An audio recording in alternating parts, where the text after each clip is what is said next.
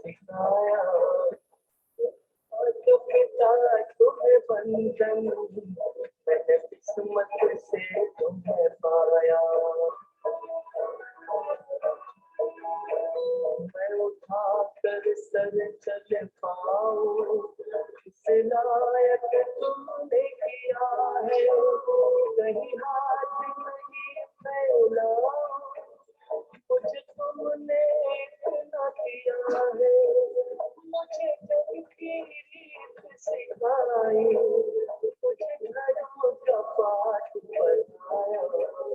ओ मात पिता तुम्हें बंधन, मैंने किस्मत से तुम्हें पाया, मुझे दुनिया में लाया, मुझे बोलना चलना सिखाया। ओ मात पिता तुम्हें बंधन, मैंने किस्मत से तुम्हें पाया।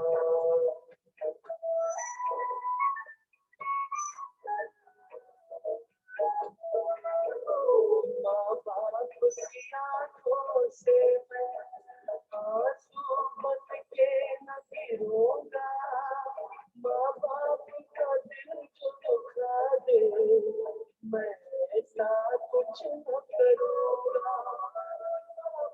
के रूप में मैंने भगवान को जैसे पाया, ओ मात पिता तुम्हें बंधन, मैंने किस्मत से तुम्हें पाया, मुझे दुनिया में लाया, मुझे बोलना चलना सिखाया।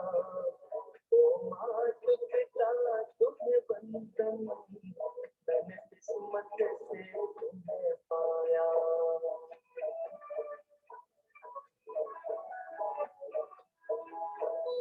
जब देव मात पिता के उपकार चुकाना पाए, न बड़ा दरबार प्रदीप, इन शब्दों में गुण गाए, मैं फर्ज निभा पाऊं तो समझूंगा अंश चुराया। ओ मात पिता तुम्हें बंधन, मैंने किस्मत से तुम्हें पाया, मुझे दुनिया में लाया, मुझे बोलना चलना सिखाया। ओ मात पिता तुम्हें बंधन, मैंने किस्मत से तुम्हें पाया।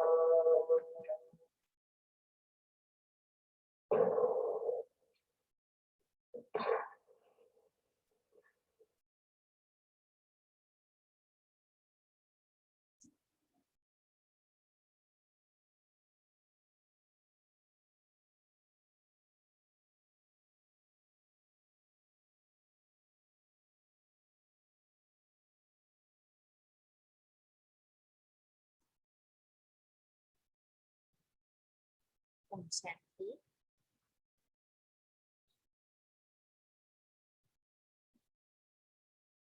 आज का विशेष लेसन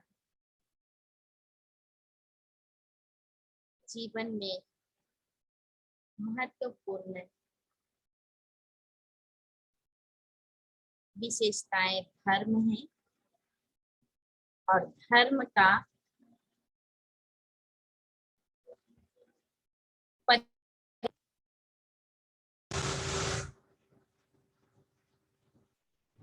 तो धर्म की परिभाषा है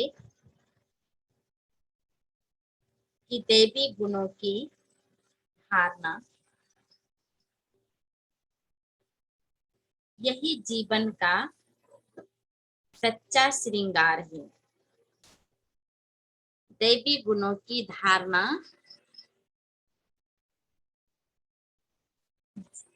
जीवन का सच्चा श्रृंगार है।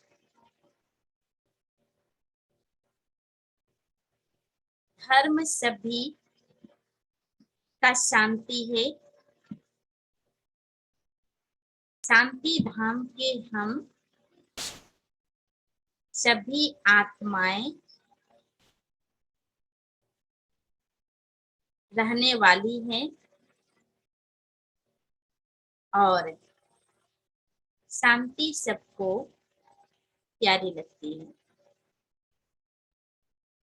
ये धर्म की परिभाषा है जिसे जीवन को परिवर्तन करता है। धर्म अर्थात जागो और जगाओ।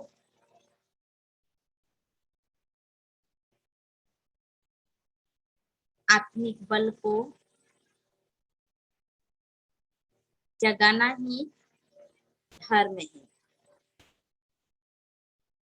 परम पिता का प्यार पाना ये हमारा सच्चा धर्म है। धर्म हमें स्वीकार कराता है परमात्मा पिता के समीप और सच्चा प्यार पाना यही सच्चा धर्म है। धर्म का आंतरिक स्वरूप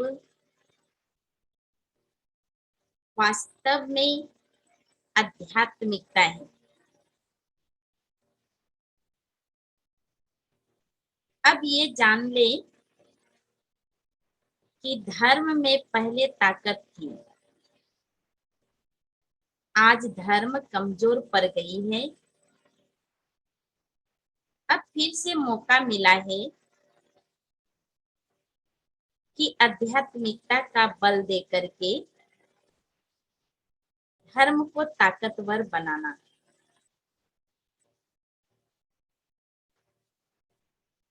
अध्यात्म अर्थात स्वयं को अध्ययन। जब अध्ययन करते हैं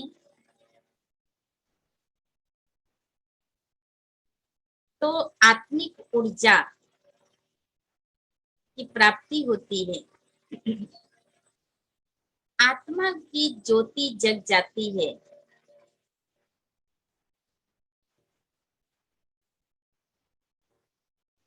दबी हुई शक्ति जग जाती है। धर्म की ताकत से सभी को पता है कि आत्मा को असली धर्म है शांति। मैं आत्मा शांत स्वरूप हूँ। ये जितना बार रिपीट करेंगे उतनी ही बार शांति के सागर परम पिता परमात्मा शिव बाबा से शांति की अनुभूति करेंगे। तो मैं आत्मा यह भूलना नहीं चाहिए।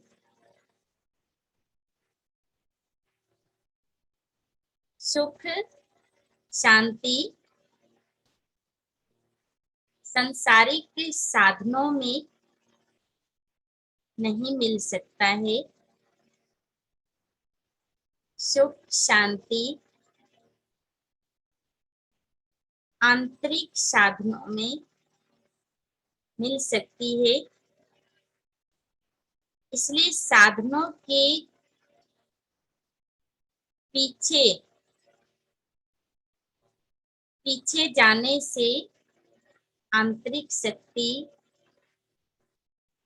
यानी सुख और शांति खत्म होती है। तो साधन होते हुए भी साधनाओं में जाएं। साधन के वशीभूत यदि होंगे तो साधना अर्थात तपस्या त्याग गुण, ये सारे खत्म हो जाता है। इसलिए बाबा कहते हैं कि साधनों के पीछे, साधन के पीछे साधना को गवाना नहीं, त्याग से भाग्य की प्राप्ति होती है। और ये भाग्य बनाने की जो मौका मिला है, तो तकदीरवान है जो कि मौका मिला। इस मौका को गवाना तकदीरहीन बनना। इसलिए रंग, जाति, धर्म, भाषा का दिल से त्याग करें और जो असली धर्म अर्थात ओम शांति के जो महामंत्र मिला है, उस महामंत्र से प्रकृति जीते, माया जीते और रोग, शोक, इस पे विजय प्राप्त कर लेंगे। तो ओम शांति की महामंत्र से जब भी आंखें खुले तो पहले अपने आप से बातें करना है, ओम शांति, अपने आप को ओम शांति कहना है। यदि किसी से मिलते हैं तो ओम शांति बोलना है, क्योंकि ये बहुत बड़ी महामंत्र है। और ओम शांति बोलने से बहुत सारे फायदा है। फायदा क्या क्या है? एक तो ओम शांति बोलेंगे तो आपका मन स्वीकार करता है शांति की, तो वो एक्सेप्ट कर लेती है आत्मा मन के द्वारा कि मैं शांत स्वरूप हूँ। जब दूसरों से बातें करने से पहले शुरुआत में पहले बोले ओम शांति। यदि वो नहीं समझते हैं ओम शांति की भाषा, इस मंत्र के विषय में नहीं समझते हैं, तो उसे तुरंत समझाना है कि ओम शांति का अर्थ होता है मैं आत्मा शांति स्वरूप। तो जब ये महामंत्र को याद करेंगे, याद रखेंगे, तो फायदा होगा आपको, जीवन में शांति आएगी और सामने वालों को भी शांति मिलेगी और प्रकृति जीत, माया जीत भी बन जाएंगी। कितने भी क्रोधित व्यक्ति आपके सामने आ जाए, अब जीने का ढंग चेंज करना है। कैसे भी प्रॉब्लम वाले व्यक्ति सामने आ जाए, तो जो विशेषताएं मुझे मिली है जो बाबा से, कि मुस्कुराते हुए कहो ओम शांति। क्रोधित बातें भी, कैसी भी समस्या हो, वो शांत हो जाएगा। परिस्थितियों को शांत करने की तरीका है, क्योंकि शब्दों से ही परिस्थिति बनती है, व्यवहार से ही परिस्थिति बनती है। तो शब्दों से ही परिस्थिति को शांत करेंगे और व्यवहार को भी शांत करेंगे। जीवन जीने के लिए ये बहुत सहज महामंत्र है, जो कि कई प्रकार की परिस्थिति या बीमारी या अशांत वातावरण को चेंज कर सकता है। कि ओम शांति। बाबा भी बोलते हैं बच्चों को ओम शांति, यानी आत्मा को रिस्पेक्ट देते हैं बाबा ने कि तुम आत्मा शांत स्वरूप हो। इस धर्म को छोड़ करके जब हम पर धर्म को अपनाते हैं, स्वार्थ धर्म को अपनाते हैं और इच्छाओं को अपनाते हैं, तो मनोबल की शक्ति कमजोर हो जाती है। पर धर्म से नुकसान होता है, आत्मिक क्षमता कमजोर होती है। लेकिन अब समय आ चुका है, वरदानी समय। बाबा ने हम सभी को जीने के लिए मंत्र दिया,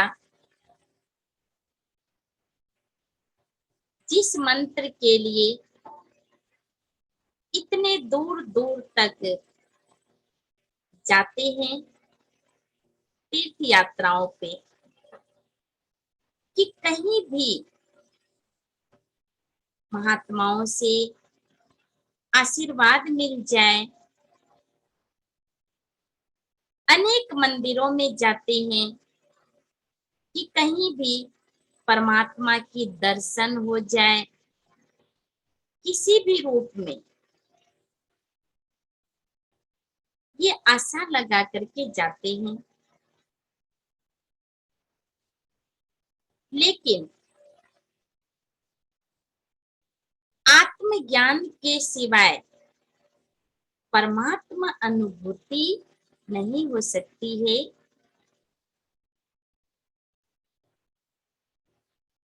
धर्म को रक्षा जब तक नहीं करेंगे, तो अच्छे विचार नहीं बन पाएगा और अच्छे व्यक्ति हमारे पास नहीं मिल पाएंगे। इसलिए सबसे पहले अपनी आंतरिक धर्म को रक्षा करना है। सुप्रीम सोल श्री बाबा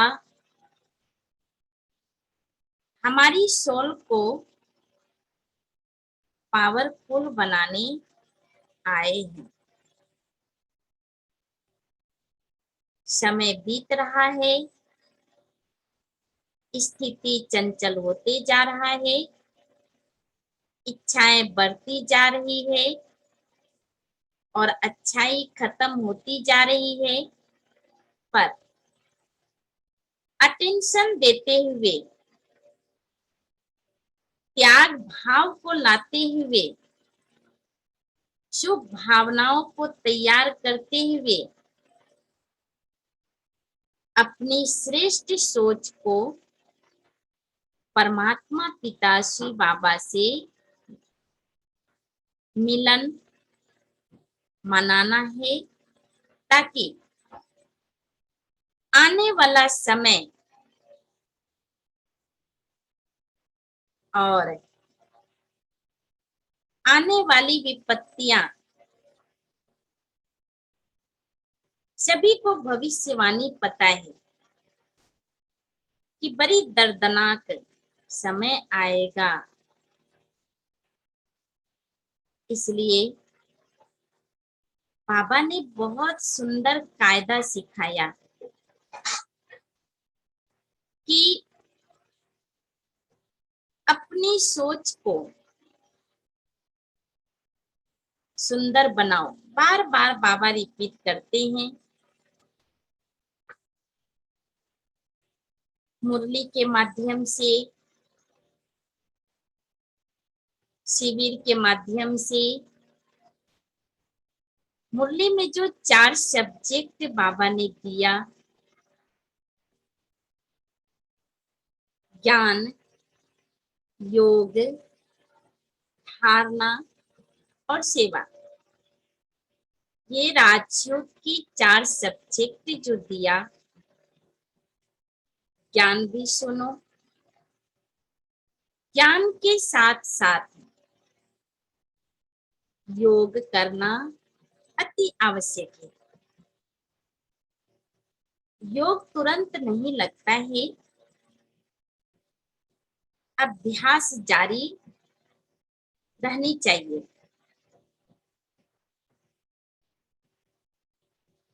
योग के लिए कुछ बातों पर ध्यान देने की बहुत आवश्यकता है। पहले अपनी आत्मा को स्व अभिमान में लाना है कि मैं किसकी संतान हूँ। मैं परम पिता परमात्मा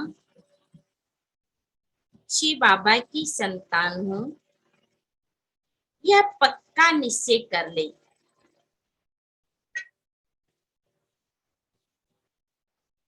मैं श्रेष्ठ आत्मा हूँ, मैं पवित्र आत्मा हूँ। इस मंत्र को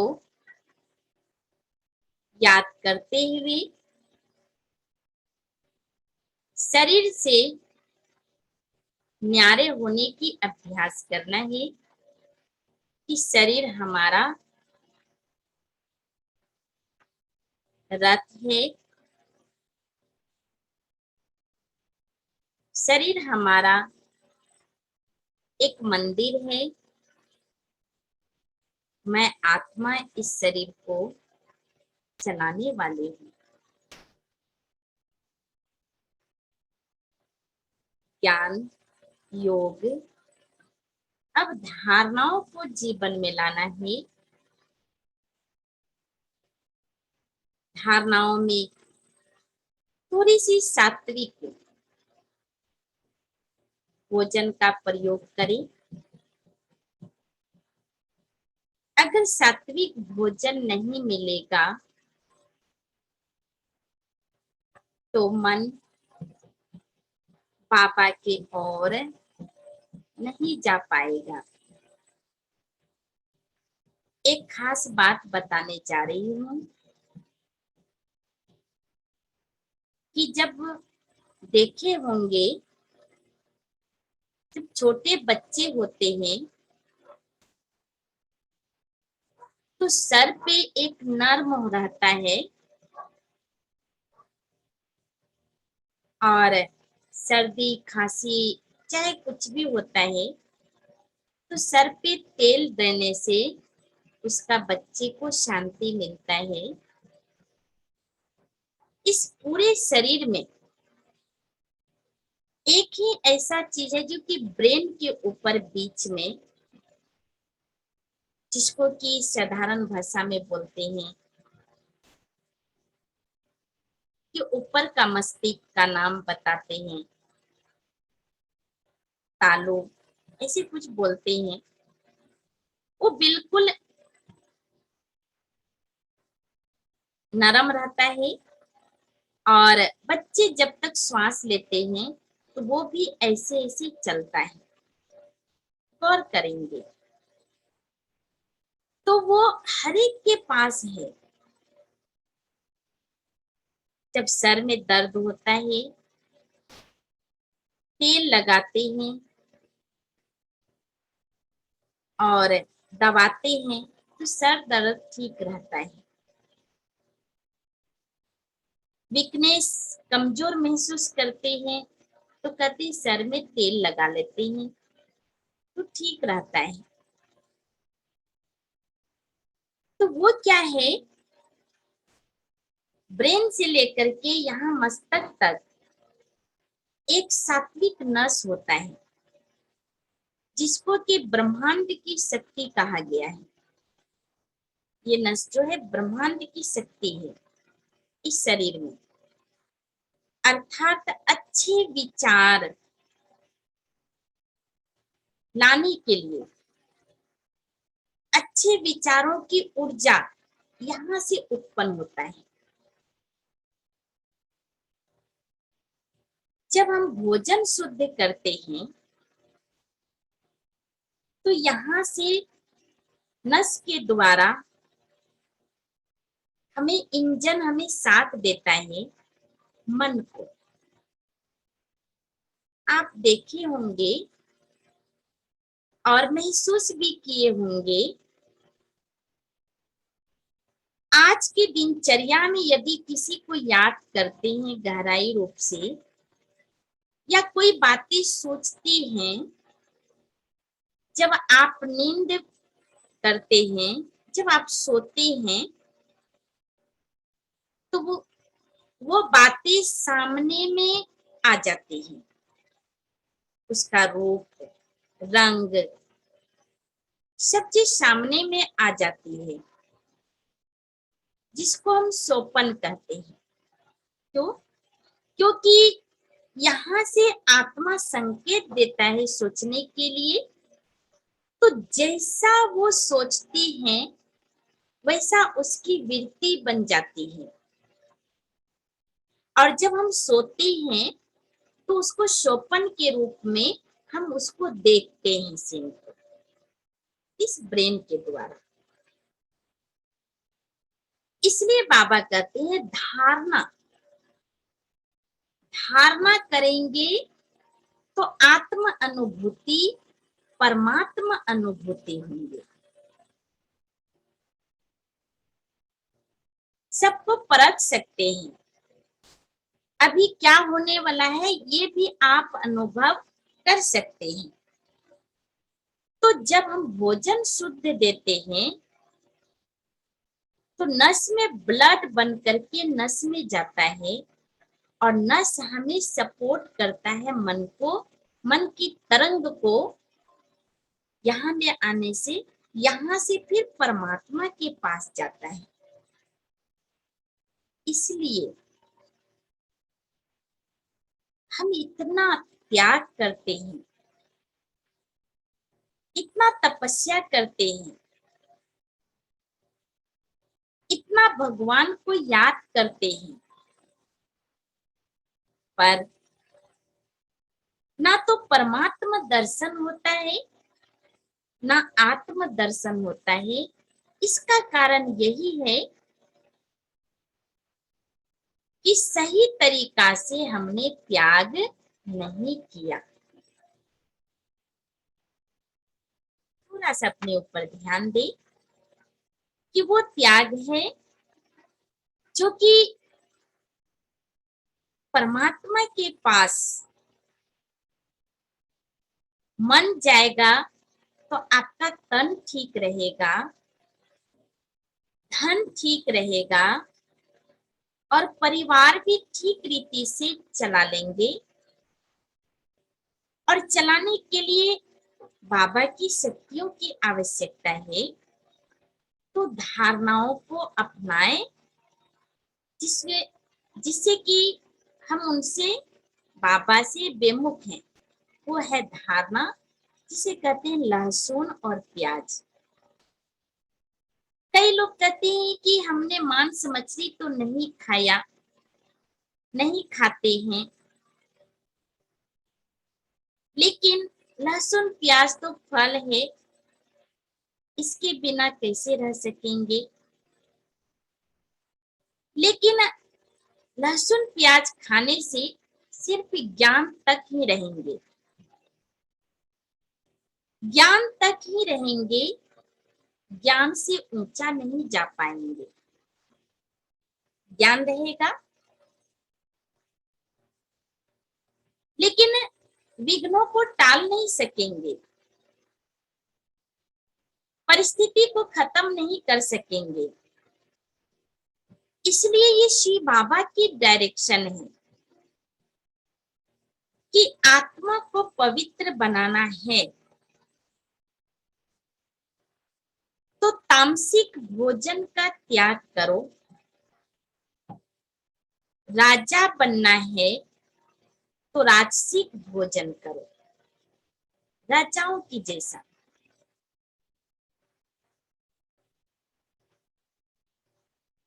भोजन को शुद्ध करना बहुत जरूरी है। यहाँ कोई इसकी त्याग के लिए साधु सन्यासी ने नहीं कहा। श्री बाबा परम धाम से इस धरती पर आए और उस समय से 1937 में कहा कि अब आप परमात्मा को पाना है। सुंदर सा देवी गुणों को धारण करना है और देवी देवताओं का साक्षात्कार करना है और अपने आप को भी साक्षात्कार करना है कि ये शरीर को छोड़ेंगे तो दूसरे जन्म में हम क्या बनेंगे और कौन सा घर में जन्म लेंगे। तो संस्कार को पहले ठीक करना है, तो उसके लिए बाबा ने भोजन को कहा शुद्ध करने के लिए।